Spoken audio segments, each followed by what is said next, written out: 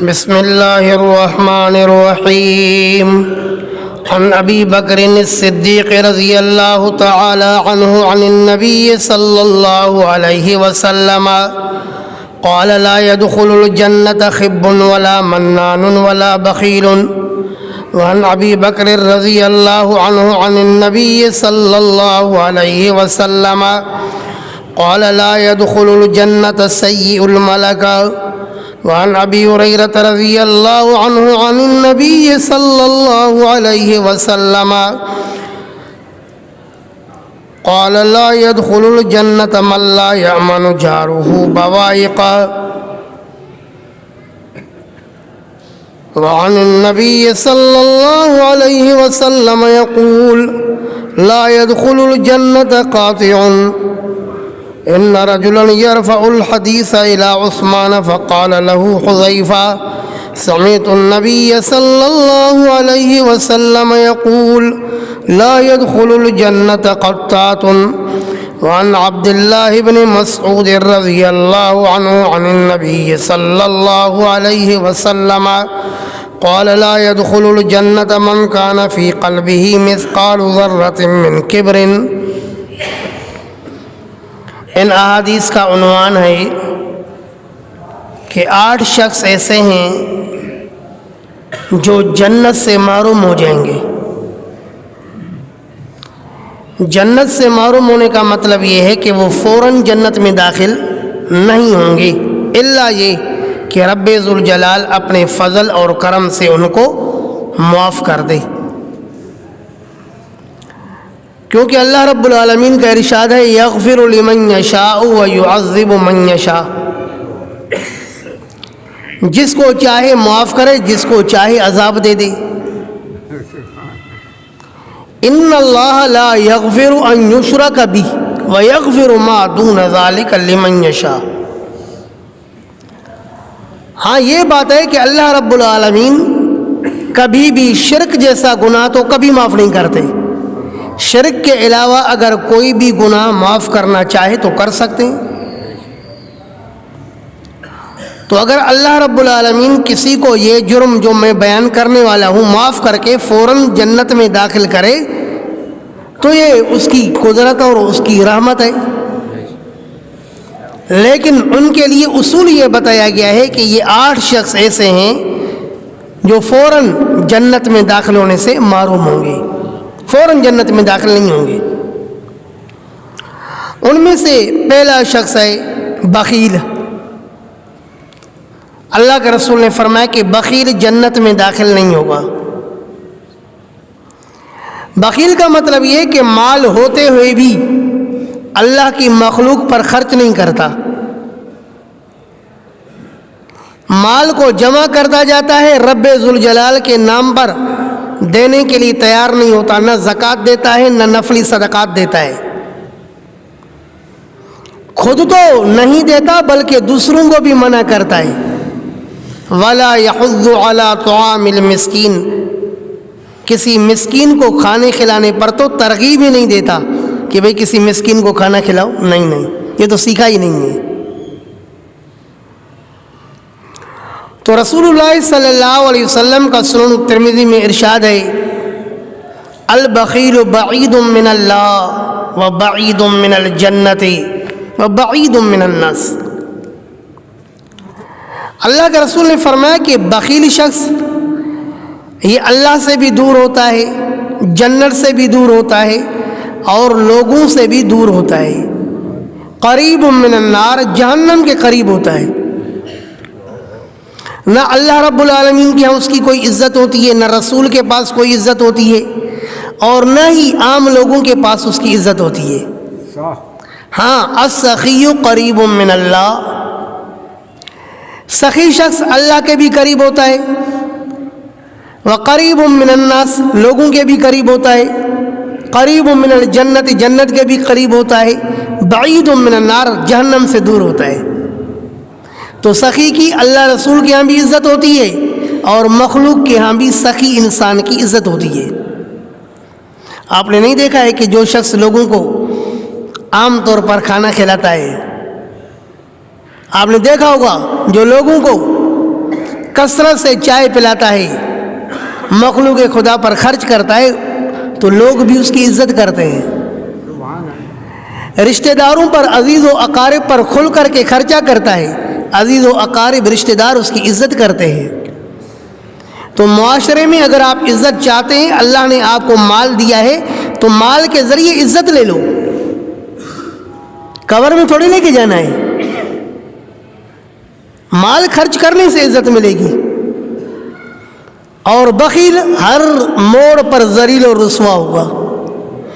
بخیل ارچ باشد تونگر بمال، بخاری چ مفلس خورد گوش و مال۔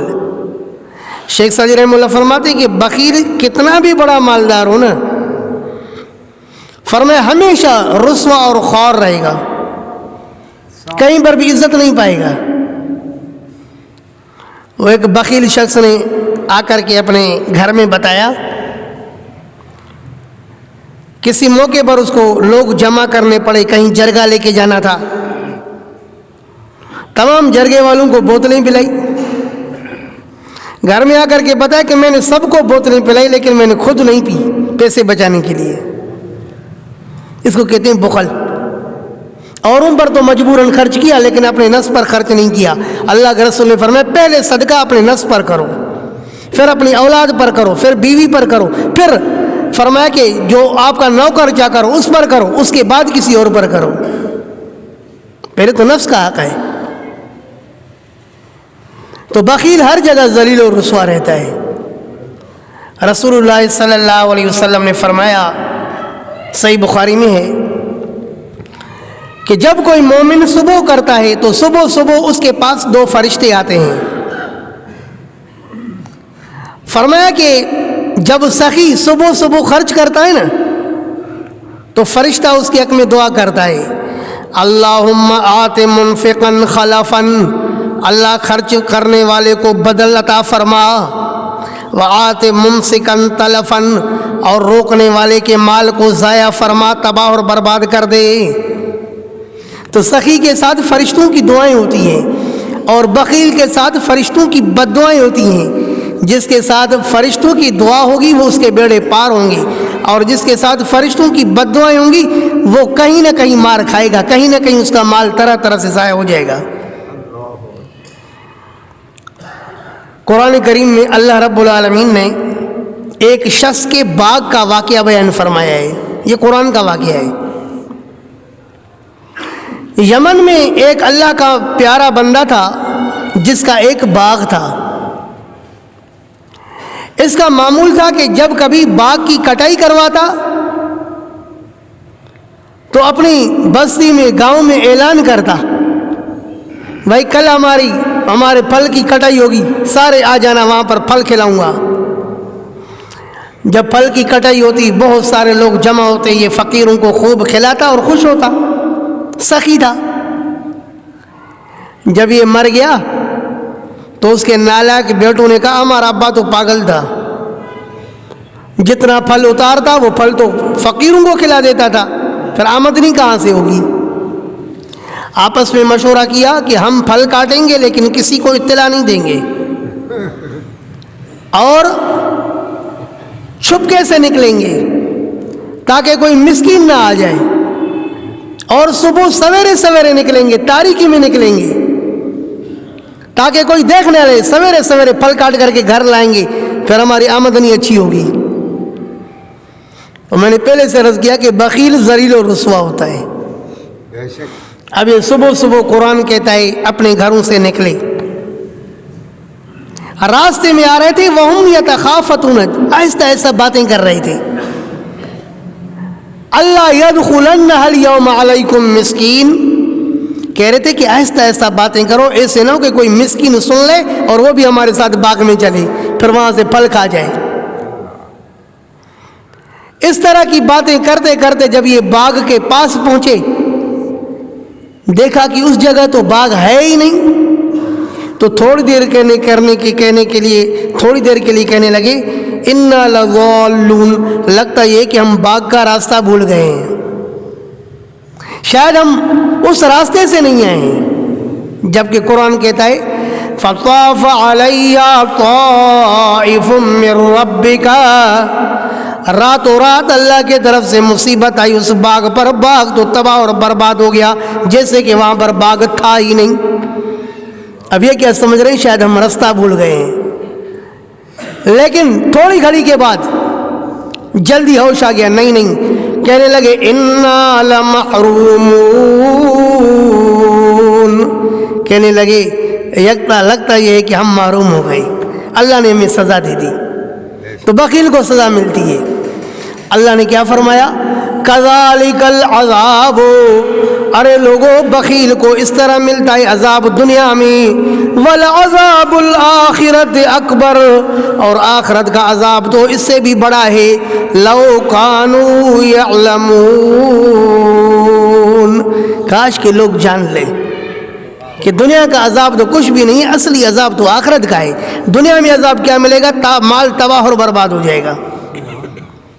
میں نے اپنے گاؤں میں دیکھا ہے، لوگ وہاں زکوٰۃ نہیں نکالتے، ہر سال کسی نہ کسی فڈے میں ان کو پولیس لے کر جاتی ہے اور زکوٰۃ سے زیادہ ان کے پیسے نکل جاتے ہیں۔ کسی نہ کسی طریقے سے بخیل کا مال ضائع ہوتا ہے۔ اور جو اللہ کے راہ میں دیتے ہیں نا، اللہ رب العالمین اپنی رحمت سے ان کے مال کی باقاعدہ حفاظت فرماتے ہیں۔ حدیث کی کتاب صحیح مسلم میں ہے، نبی اکرم صلی اللہ علیہ وسلم نے فرمایا، ایک شخص اپنی کھیتی میں کام کر رہا تھا، اچانک بادلوں سے آواز سنی، ایک بادل نے دوسرے بادل سے کہا چلو فلاں کے باغ کو پانی پلانا ہے۔ یہ کوئی معمولی قصہ کہانی نہیں ہے، میرے پیارے نبی کا فرمان ہے، اور صحیح مسلم حدیث کی کتاب سے سنا رہا ہوں۔ بادل نے دوسرے بادل سے کہا چلو فلاں کے باغ کو پانی پلاتے ہیں۔ یہ حیران ہو گیا کہ یہ اللہ کا کون سا محبوب بندہ ہے جس کا بادل بھی نام لیتا ہے۔ بادل بھی چلنے لگے اور یہ بھی بادلوں کے نیچے چلنے لگا۔ آگے چل کر ایک وادی آئی اور وہاں پر بادل برسنے لگے، پانی آگے نالی کی طرح بہنے لگا، ایک نالی کے ساتھ یہ چلتا رہا، کیا دیکھتا ہے کہ وہ نالی ایک باغ میں آ رہی ہے اور باغ کا مالک اپنے پاہوڑے کے ساتھ وہ پانی اپنے باغ میں لے کے جا رہا ہے۔ اس سے آ کر کے پوچھتا ہے کہ یار آپ کا نام کیا ہے؟ اس نے کہا میرا نام تو فلاں۔ کہا کہ تو آخر کرتا کیا ہے کہ بادل تیرے نام لیتے ہیں کہ چلو فلاں کے باغ کو پانی پلاتے ہیں، تیرا عمل کیا ہے؟ تو اس نے کہا کہ بات دراصل یہ ہے کہ میں اپنی باغ کے پیداوار کے 3 حصے کرتا ہوں، ایک حصہ اللہ کی مخلوق پر خرچ کرتا ہوں، ایک حصہ خود کھاتا ہوں اور ایک حصہ دوبارہ باغ پر خرچ کرتا ہوں۔ تو یہ جو میں اپنی پیداوار کا ثلث، تیسرا حصہ، تہائی اللہ کے راہ میں خرچ کرتا ہوں نا، مجھے لگتا ہے کہ اس لیے یہ بادل میرے نام لیتے ہیں۔ تو معلوم ہوا کہ بخیل کے مال کو اللہ برباد کرتے ہیں اور سخی کے مال کی اللہ رب العالمین اپنے رحم و کرم سے حفاظت فرماتے ہیں۔ لیکن لو کانوا یعلمون، کاش کے لوگوں کو یہ بات سمجھ میں آئے نا۔ دوسرا شخص، اللہ کے رسول نے فرمایا کہ مکار جنت میں داخل نہیں ہوگا۔ وہ جو 2 نمبر قسم کے لوگ ہوتے ہیں نا، 2 نمبر لوگ، تھوڑے تھوڑے پر لوگوں کو دھوکہ دینے والے، آجا تجھے عمرے پر بھیجتا ہوں، پیسے لے کر کے دبا لیتے ہیں، آجا تجھے حج کے لیے بھیجتا ہوں، پیسے لے کر کے۔ اس دن ایک نے بتایا کہ مجھے کسی نے کہا کہ ہم آپ کو دبئی بھیج رہے ہیں، پیسے لے کر کے دبا دیے۔ یہ ہے مکر اور دھوکہ۔ سنن ابی داؤد میں ہے، نبی اکرم صلی اللہ علیہ وسلم کا ایک شخص پر گزر ہوا جو گندم کا ڈھیر بیچ رہا تھا۔ حضرت صلی اللہ علیہ وسلم کی طرف وحی آئی کہ اس کے ڈھیر میں اندر ہاتھ ڈال کر کے دیکھیں۔ جب سید عالم صلی اللہ علیہ وسلم نے اس کے گندم میں ہاتھ ڈالا تو اندر سے پانی تھا، گھیلی تھی، تاکہ زیادہ تو لینا، گندم کم جائے اور وزن زیادہ ہو۔ تو سید عالم صلی اللہ علیہ وسلم نے اس موقع پر فرمایا من غشنا فلیس منا، جو ہمیں دھوکہ دے گا فرمایا وہ ہم میں سے ہے ہی نہیں، کیونکہ مسلمان کو دھوکہ نہیں دیتا۔ المؤمن غر کریم، اللہ کے رسول نے فرمایا مومن تو سیدھا سادہ ہوتا ہے، والفاجر خب لعیم، اور فاجر مکار اور کمینے قسم کا ہوتا ہے۔ تو جو کمینہ 2 نمبر قسم کا آدمی ہوتا ہے اللہ کے رسول نے اس کو فاجر بتایا ہے. اور مومن تو سیدھا سادہ ہوتا ہے, وہ نہ خود اپنے آپ کو نہ وہ نقصان برداشت کرتا ہے اور نہ کسی دوسرے کو نقصان دیتا ہے. رسول اللہ صلی اللہ علیہ وسلم نے فرمایا صحیح بخاری کی حدیث میں, لا یؤمن احدکم حتی یحب لاخیہ ما یحب لنفسہ, تم میں کوئی بھی شخص تب تک مومن ہو ہی نہیں سکتا یہاں تک کہ جو چیز اپنے لیے پسند کرتا ہے تو وہ اپنے دوسرے مسلمان بھائی کے لیے بھی پسند کرے. جب اپنا نقصان برداشت نہیں کرتا ہے تو کسی دوسرے مسلمان کو نقصان کیوں دیتا ہے؟ کہا جاتا ہے خیر الناس من ينفع الناس, لوگوں میں تو بہترین شخص وہ ہے جو لوگوں کو نفع پہنچائے. وہ کیسا انسان ہے جو لوگوں کو نقصان پہنچاتا ہے؟ الدین کلہ النصیحہ. اللہ کے رسول نے فرمایا دین نام خیر خواہی کا. حضرت جریر بن عبداللہ رضی اللہ تعالیٰ عنہ فرماتے ہیں کہ میں نے نبی اکرم صلی اللہ علیہ وسلم سے جب بیعت کی تو اللہ کے رسول نے فرمایا میرے ساتھ اس چیز پر بیعت کر کہ آپ ہر مسلمان کے ساتھ خیر خواہی کرو گے. چنانچہ جب یہ کسی کو کوئی چیز بیچتے تھے تو اس کو صاف صاف بتاتے تھے کہ بھئی دیکھو یہ چیز میں آپ کو بیچ رہا ہوں, بکری بیچ رہا ہوں میں آپ کو 10,000 میں, مثلا میرا فائدہ ہے تیرا نقصان ہے, لینی ہے تو لے لو, نہیں لینی ہے نہیں لے لو. آج کل اس آدمی بھی کوئی آپ کو دنیا میں نظر آئے گا؟ میں آپ کو ایک زبردست واقعہ سناتا ہوں, آپ حیران ہو جائیں گے. صحیح بخاری میں واقعہ ہے اور پیارے نبی صلی اللہ علیہ وسلم نے اپنی نبوت کی زبان مبارک سے بیان فرمایا ہے. دیانتداری کی انتہائی ایک عظیم مثال ہے. رسول اللہ صلی اللہ علیہ وسلم نے فرمایا کہ گزشتہ قوموں میں ایک شخص نے کسی شخص سے زمین خریدی. زمین خریدنے کے بعد پیسے ادا کرنے کے بعد دیکھا کہ اس کی زمین میں ایک مٹکا ہے جو سونے کے دیناروں کے ساتھ بھرا ہوا ہے. اب یہ دل میں پریشان ہوا کہ میں نے اس بندے سے زمین خریدی ہے, یہ سونے کا مٹکا تو نہیں خریدا ہے. جا کر کے زمین کے مالک سے کہتا ہے کہ یہ سونے کا مٹکا واپس لے لو, میں نے آپ سے زمین خریدی ہے, مٹکا نہیں خریدا. ایسا آدمی بھی دنیا میں موجود ہے؟ اچھا, پھر جب یہ بائے کے پاس چلا گیا اس کو کہا کہ اپنا مٹکا واپس لے لے. اس نے کہا کہ میں نے زمین اور جو کچھ زمین میں ہے سب کچھ میں نے آپ کو بیچ کر دیا ہے, لہذا یہ زمین بھی تیری ہے, مٹکا بھی تیرا, میں نہیں لوں گا. وہ کہتے ہیں میں نہیں لوں گا, وہ کہتے ہیں میں نہیں لوں گا, کیونکہ ان کو اپنے رب کے سامنے کھڑے ہونے کا خوف ہے نا, ان کو حساب کتاب کا خوف ہے نا, کہ صرف کھانے کی بات نہیں ہے, آگے حساب بھی دینا ہے. کسی نیک دل سے فیصلہ کروایا کہ اب ہم یہ مٹکا کہاں کریں, تو اس نیک دل نے ان کے درمیان میں فیصلہ کیا کہ مجھے بتاؤ تم میں سے کسی کا لڑکا ہے؟ ایک نے کہا جی ہاں لڑکا ہے. دوسرے نے پوچھا تیری کوئی لڑکی ہے؟ کہا جی ہاں میری لڑکی ہے. کہا کہ چلو دونوں لڑکے اور لڑکی کو شادی کراؤ اور اس مٹکے سونے کے مٹکے کو ان کے جہیز پر خرچ کرو اور اس میں سے اللہ کے راہ میں خرچ کرو. تو یہ تھی دیانتداری. فرمایا من غشنا فلیس منا, اللہ کے رسول نے فرمایا جو ہمیں دھوکہ دے گا وہ ہم میں سے نہیں ہے. اور تیسرا شخص ہے منان, احسان جتلانے والا. قرآن کہتے ہیں لا تبطلوا صدقاتکم بالمن والاذی, کسی کو احسان جتلا کر کے اپنا صدقہ باطل نہیں کرو. 5 روپے کسی کو صدقہ دے کر کے 10 دن کے بعد کہنا میں نے تیرے کو 5 روپے دیے تھے یار, وہ بھول گئے. کسی کو آج 10,000 روپے قرضہ دیا, اگلے دن اس کو کہتا ہے یار میں نے تیرے کو قرضے بھی دیے تھے آج بھول گئے, میں نے تجھ پر فلاں احسان کیا تھا آج بھول گئے. یہ کمینے انسان کا کام ہے. یہ بنیادی اور نسلی آدمی کبھی اس طرح کی بات نہیں کرتا. تو جو اس طرح کا کسی مسلمان کو احسان جتلاتا ہے, اللہ کے رسول نے فرمایا لا يدخل الجنت, یہ جنت میں داخل نہیں ہوگا. اس نے جو احسان کیا وہ تو پانی میں غرق ہو گیا, وہ تو ضائع ہو گیا, مزید اپنے آپ کو جہنمی بنا دیا. تو احسان جتلانے والا اللہ کو پسند نہیں ہے. چوتھا شخص ہے بد اخلاق. سنن ترمذی کی حدیث میں اللہ کے رسول نے فرمایا لا يدخل الجنت سیء الملکہ، اپنے غلام کے ساتھ بد اخلاقی کرنے والا شخص جنت میں داخل نہیں ہوگا، کیونکہ بد اخلاق اللہ کو پسند نہیں ہے۔ رسول اللہ صلی اللہ علیہ وسلم نے فرمایا ان من خیارکم احسنکم اخلاقا، تم سب میں بہترین شخص وہ ہے جس کے اخلاق خوبصورت ہیں۔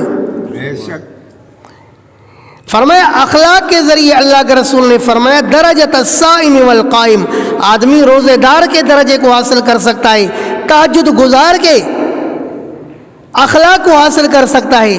ہزاروں دفعہ کوئی تہجد پڑھے، کوئی روزے رکھے، جتنی بھی عبادات کرے، اگر کسی مسلمان کو ایذاتا ہے، کسی کے ساتھ بدخلقی کرتا ہے، اس کو اس کی عبادت پھر کام نہیں آئے گی۔ حدیث کی کتاب مسند امام احمد بن حنبل میں ہے، نبی اکرم صلی اللہ علیہ وسلم کو بتایا گیا اللہ کے رسول ایک عورت ہے جو فرض نماز تو پڑھتی ہی ہے، فرضی صدقہ تو ادا کرتی ہی ہے، لیکن اس کے علاوہ بھی بہت زیادہ نمازیں پڑھتی ہے، بہت زیادہ روزے رکھتی ہے، لیکن وہ اپنے پڑوسن کو ایذاتی ہے۔ اللہ کے رسول نے فرمایا یہ جہنمی ہے۔ بتایا گیا اللہ کے رسول ایک خاتون ہے جو نمازیں تو کم پڑھتی ہے، کیا مطلب فرضی نمازیں پڑھتی ہے، نفلی نمازیں نہیں پڑھ سکتی، فرضی روزے رکھتی ہے، نفلی روزے نہیں رکھ سکتی، لیکن ان کا اپنے پڑوسن کے ساتھ اچھا سلوک ہے۔ اللہ کے رسول نے فرمایا یہ عورت جنتی عورت ہے۔ تو فرمایا بد اخلاق جنت میں داخل نہیں ہوگا۔ ہمارے نبی صاحب اخلاق تھے، ہمارے نبی پر کلمہ پڑھنے والا بھی صاحب اخلاق ہونا چاہیے۔ سبحان اللہ۔ پانچواں شخص ہے پڑوسیوں کو شر پہنچانے والا۔ رسول اللہ صلی اللہ علیہ وسلم نے فرمایا لا يدخل الجنت من لا یأمن جارہ بوائقہ، اللہ کے رسول نے فرمایا وہ شخص بھی جنت میں داخل نہیں ہوگا جس کے پڑوسی اس کے شر سے محفوظ نہ ہوں۔ ہر آئے دن پڑوسیوں کو تکلیف دیتا ہے، پڑوسی نیکوکار ہیں، صلح ہیں، وہ گانے پسند نہیں کرتے، یہ اپنے گھر میں اونچے اونچی آواز سے گانے چلاتا ہے ان کو تکلیف دینے کے لیے۔ یہ کچرا اپنے گھر کا لے کر کے دوسروں کے دروازے پر پھینکتا ہے محض تکلیف دینے کے لیے، کوئی بات بھی نہیں کر سکتا، کوئی بولے تو دیکھوں، سینہ زوری۔ یا یہ اپنے پڑوسی کے بیوی میں کوئی نگاہ ڈالتا ہے۔ اللہ کے رسول نے فرمایا تیسرے نمبر پر جو آپ نے گناہ بتایا، آپ نے فرمایا سب سے بڑا گناہ اللہ کے ساتھ شرک کرنا، اس سے بڑا گناہ، اس کے بعد بڑا گناہ اپنی اولاد کو قتل کرنا، تیسرا گناہ اللہ کے رسول نے فرمایا ان تزانی حلیلۃ جارک، یہ کہ تو اپنی پڑوسی کے بیوی کے ساتھ زنا کرے۔ اللہ کے رسول نے فرمایا شرک اور قتل کے بعد یہ سب سے بڑا گناہ ہے۔ تو وہ پڑوسیوں کو نقصان پہنچانا، شر پہنچانا، یہ بھی مومن کا کام نہیں ہے۔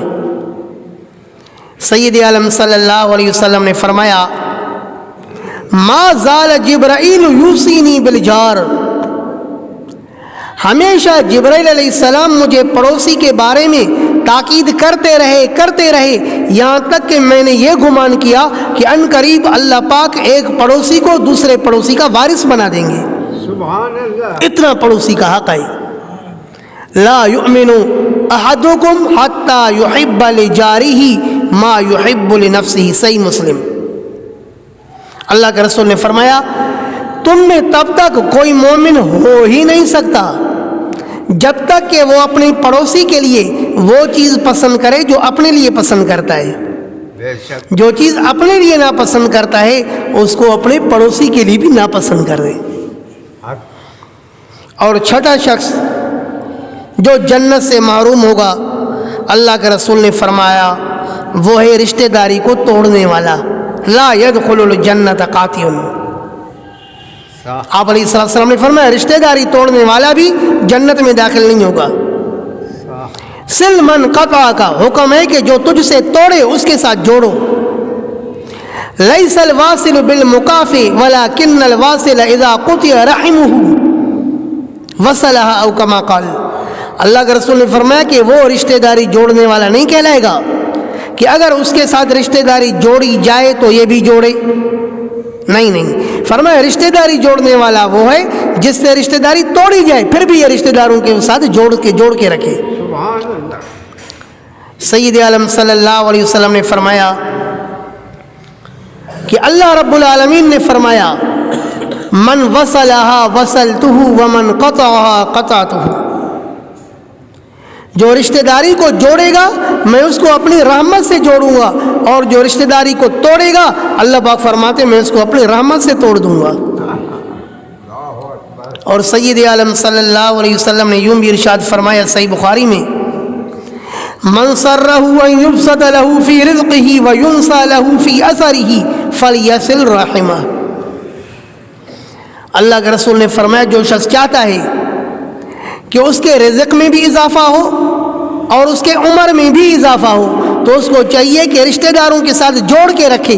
رشتہ داروں کے ساتھ جڑ کر رہنے سے، رشتہ داروں کی دعاؤں کی وجہ سے اللہ کے رسول نے فرمایا اس کے رزق میں بھی برکت ہوگی اور اس کے عمر میں بھی برکت ہوگی۔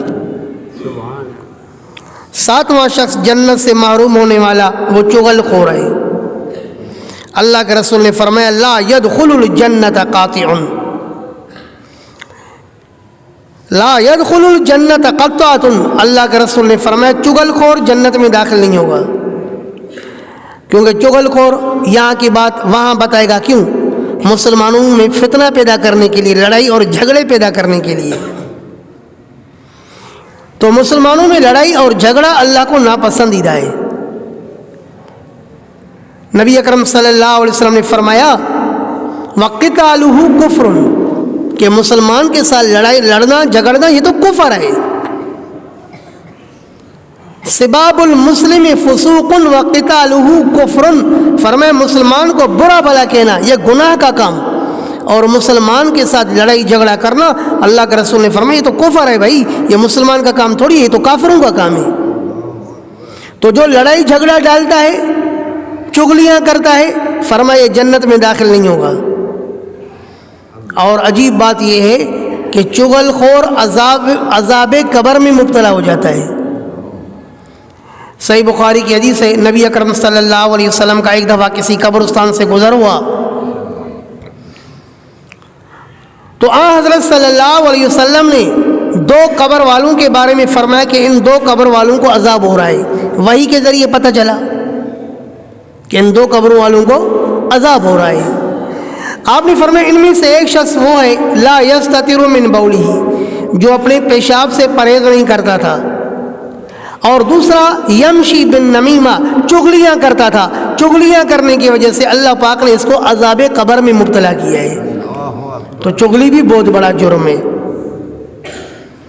اور آٹھواں شخص جنت سے محروم ہونے والا وہ متکبر ہے، اپنے آپ کو بڑا سمجھنے والا، مخلوق خدا کو حقیر سمجھنے والا۔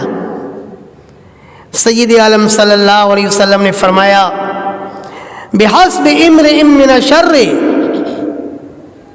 ان يحقر اخاه المسلم، کہ بندے کے بدترین ہونے کے لیے یہی کافی ہے کہ کسی مسلمان بھائی کو حقیر سمجھے۔ جو دوسروں کو حقیر سمجھتا ہے اس کی اللہ کے ہاں کوئی قدر اور قیمت نہیں ہے۔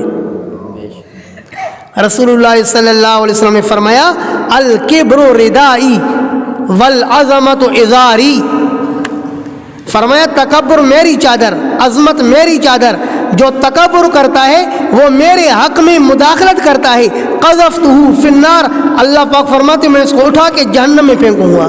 اس کی حیثیت کیا ہے میرے نزدیک؟ یحشر المتکبرون یوم القیامت امثال الذر فی صور الرجال، اللہ کے رسول نے فرمایا یہ جو دنیا کے اندر اپنے آپ کو بڑا سمجھتے ہیں، تکبر کرتے ہیں، لوگوں کو حقیر سمجھتے ہیں، ہاتھ ملانے کے لیے تیار نہیں ہوتے ہیں، سلام کرنے کے لیے تیار نہیں ہوتے ہیں، اللہ کے رسول نے فرمایا قیامت کے دن یہ آپ کو مردوں کی شکل میں نظر آئیں گے، قیامت کے دن یہ آپ کو مردوں کی شکل میں نظر آئیں گے، لیکن اللہ کے رسول نے فرمایا کہ چنٹی کے جتنے ہوں گے۔ اب اگر چھوٹے سے قد کا آدمی ہوتا ہے وہ کیسا لگتا ہے، لیکن یہی آدمی مرد کی شکل ہو اور چنٹی کے جتنا ہو تو یہ کیسا لگے گا؟ تو جو بڑے بننے کی کوشش کرتا ہے اللہ پاک قیامت کے دن اس کو چونٹی کے جتنا بنا دیں گے. ما تواضع احد للہ الا رفعہ اللہ. جو اللہ کے لیے تواضع اختیار کرے گا اللہ اس کو بلند کر دیں گے. اللہ اس کو دنیا میں بھی عزت عطا فرمائیں گے اور آخرت میں بھی اللہ پاک اس کو عزت عطا فرمائیں گے. اللہ پاک سے دعا ہے کہ جتنے بھی برائیاں بیان ہوئی اللہ پاک ہم سب کو ان برائیوں سے محفوظ فرمائے. وآخر دعوانا ان الحمدللہ رب العالمین وما علینا الا البلاغ والحمدللہ رب العالمین صلی اللہ علیہ وسلم.